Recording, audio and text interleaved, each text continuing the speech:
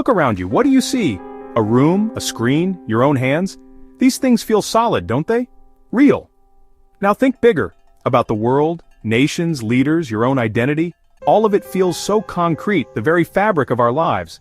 But what if it's all a story, a grand collective narrative we've agreed to believe in? The structures we navigate, governments, economies, social hierarchies, are they truly fundamental?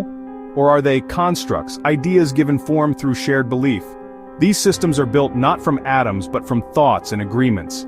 They shape our destinies, but they're creations of the human mind. The ego, that part of us that says, I am separate, builds these systems to validate itself, to feel secure in a universe that is fundamentally interconnected. Imagine the world you know as a kind of waking dream, a beautifully complex, sometimes terrifying but ultimately illusory stage play. We're cast in roles, given scripts, and taught to identify so strongly with our parts that we forget we are the actors. Behind the mask of identity, nationality, and personal history, there is something more fundamental: awareness itself, watching the show unfold. This isn't a conspiracy theory but a spiritual perspective whispered by mystics and shamans through the ages. They point to the same truth. The world of form and separation is a projection, a dance of consciousness. The ego is the choreographer, convincing us its dance is the only reality. It creates grand illusions, nations, laws, money, status, to keep us distracted, to keep us from looking behind the curtain. But the moment we begin to question, the whole magnificent structure begins to tremble. What if the world is not as solid as it seems? What if our deepest truths are just stories we've agreed to play along with? The adventure begins when we dare to ask, is this truly real? When we see through the illusion, we glimpse the freedom beyond the script. The world becomes less a prison, more a playground, and you, the observer, are free to wake up. That's where the real adventure begins. Let's talk about nations. Those powerful entities that define where we live, who we are, and even who we're told to fear. We see them on maps, bold lines, bright colors. We're taught these lines are real, that crossing one means entering a different world. We feel loyalty to the shape we were born in. We call it patriotism. We wave flags, sing songs, even go to war for it. But have you ever tried to find a border in nature? The birds don't recognize it. The wind doesn't stop at the checkpoint. The line does not exist. It's a concept, a collective agreement. A line drawn on paper, a thought held in millions of minds. The ego invents these lines to create us and them to feel secure. The story of nations becomes a cage for our identity, limiting our vast potential to a tiny prescribed box. We celebrate our nation's victories as our own, mourn its losses as if personally diminished. This is the ego at work, finding a larger version of itself to identify with. The nation is a belief system, backed by armies and governments, but at its core, it's just an idea. Recognizing this isn't about rejecting your home or culture. It's about seeing it as a temporary, man-made arrangement. Your true identity isn't confined by imaginary lines. You are a child of the cosmos, a manifestation of universal consciousness, temporarily residing on a piece of land we've named France or Brazil. Seeing through the illusion of borders is the first step to liberation. The land is just land. The earth is just the earth. The story of nations is powerful, but it's still a story. When you see it for what it is, you begin to see yourself, and everyone else, differently. The borders fade, and what's left is our shared humanity. The world becomes a little less divided, a little more whole, and you, a little more free. The illusion loses its grip, and that's where real change begins. How does the ego keep us believing in nations? Through symbols. Flags, anthems, monuments. A flag is just colored cloth, but we pour our hopes, fears, and identity into it. It becomes sacred, a totem for the tribe.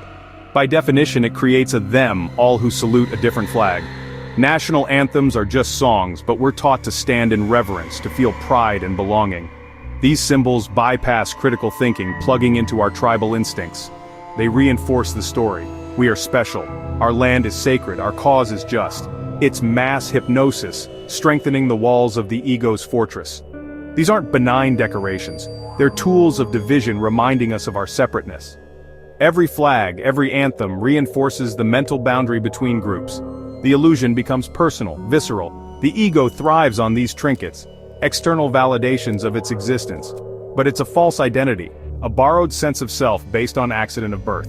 To see through this, you don't have to reject the symbols, just see them for what they are. props in the play. Appreciate the artistry, but don't let them define you. Witness the ritual, but don't be hypnotized by it. See the symbol and recognize the deeper truth it obscures, our shared, undivided existence. The ego loves division, but awareness sees unity. And that's the truth behind the flag. Let's bring this closer to home, right into your own skin. You have a name, a story, a collection of memories and preferences. You think of this as me, but what is it really? Your name was given to you. Your personality shaped by upbringing and culture. Your body is always changing. This self is a construct, an avatar, a character you're playing in the grand story. Public figures are just roles: the president, the queen, Russell Brand. Behind the mask is something else entirely. We all do this, not just the famous. We curate a persona, a public-facing self, and become so invested in it that we forget it's a performance. The ego self is essential for navigating the world, but the problem arises when we believe that's all we are. We defend our avatar fiercely because the ego is fragile. It knows, deep down, it's not real. So it seeks validation, praise, importance to shore up its shaky foundations. Liberation comes from realizing you are not the avatar. You are the awareness playing the avatar. You are the consciousness experiencing life through the filter of this character called you. Your name, job, history, these are just costumes, temporary labels.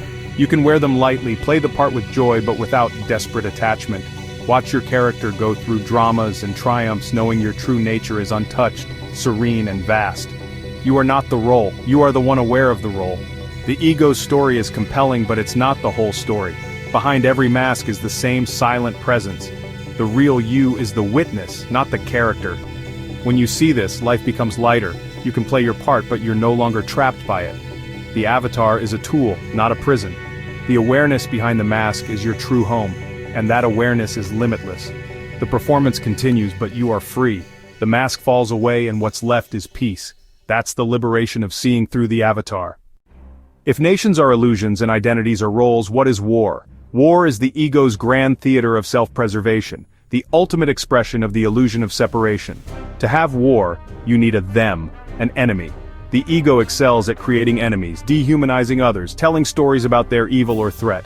Propaganda, flags, and anthems solidify this story until we believe it completely. War is the ego's addiction, its ultimate justification for existence. In war, the illusion of separateness becomes terrifyingly real. Borders become front lines. The other is now shooting at you.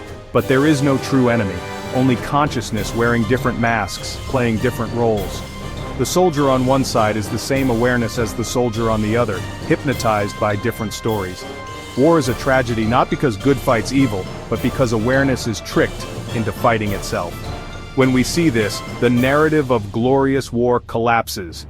It's revealed as a pointless, insane slaughter, orchestrated by the fearful ego. The only true victory is to awaken from the nightmare, and choose peace over illusion. If all this is an illusion, nations, roles, wars, what's behind it? Here's a metaphor, the holographic principle. Imagine reality as a projection, a hologram with consciousness as the projector. Pure, formless awareness is the source of everything. The ego is just a mask consciousness wears to experience itself. The ego breaks the seamless whole into a world of separate things, creating the illusion of you and me. You are not the ego, you are the consciousness projecting it, the screen on which the movie of your life plays. The problem isn't the mask, but our mistaken identity with it. Remember, you are the light, and the ego is the prism that splits you into the rainbow of human experience. The goal isn't to smash the prism, but to remember you are the light shining through. What happens when we see through the illusion? This is called ego death. The ego fears its own dissolution, but ego death isn't the end, it's the falling away of a false identity. The actor remembers they are an actor. The character doesn't die, but identification dissolves. You see, you are not the small, fearful voice in your head, but the vast, silent awareness in which all arises. The world is revealed as a play of light and shadow. The dramas of the ego are seen for what they are, the machinations of a phantom. This doesn't make you a zombie. Your true personality, not based on fear, can finally shine. You become more authentic, spontaneous, joyful. It's a gradual process of letting go, happening in moments of insight and quiet. Each time you choose not to identify with a fearful thought, a piece of the ego dissolves. What remains is not emptiness but a fullness of being, peace, connection, and love. You realize you are not a drop in the ocean, but the entire ocean in a drop. The curtain rises on the infinite reality of who you truly are. So the world is a dream, our identities are masks. What now? The real challenge is to live in this world, knowing what it is. Participate in the play with a gentle heart and a free mind. Engage with the illusion, but don't be imprisoned by it. Love your country, your family, your friends, not as possessions but as unique expressions of the same consciousness. Live with a light touch, holding your beliefs and identity loosely. When you're not filtering everything through the ego, you can truly see, hear, and connect. The world becomes less a battlefield, more a work of art. You become a source of peace, responding to others with compassion and presence. You walk gently in the divine dream, knowing you are and everyone is the dreamer.